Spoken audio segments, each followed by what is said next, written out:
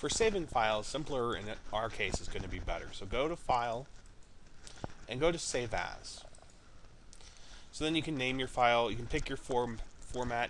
You know, all of our color assignments should be in JPEG. They really shouldn't be in PDFs. You can go ahead and hit Save. You know, and then you end up with this window where you have to make some selections. Maximum's fine as long as you're within that 600 to 800 pixels. Even at maximum, you're not going to go over any of the upper limits.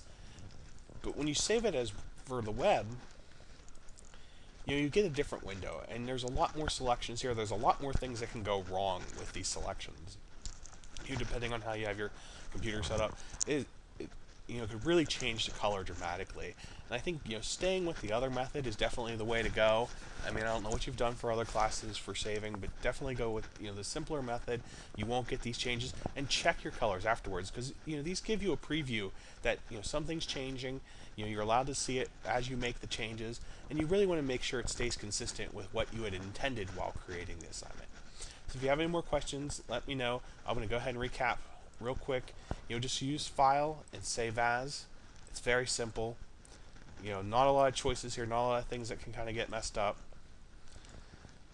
And as long as you're saving a large file at maximum, you really should not have any problems. You know, anything lower, we start to maybe see those 1 unit changes. Those aren't a big deal, but we're looking at a lot more extreme changes this week, and that's probably from the choices that are being made under Save for Web Devices. So from now on, just stick with Save As. It'll save you a lot of time. You know, you're just trying to get a basic file that shows what your intentions were and isn't changing your file in any way. If you want more information on saving files, I'd recommend going to the Learning Center and ask them about, you know, the software you're using. Thanks.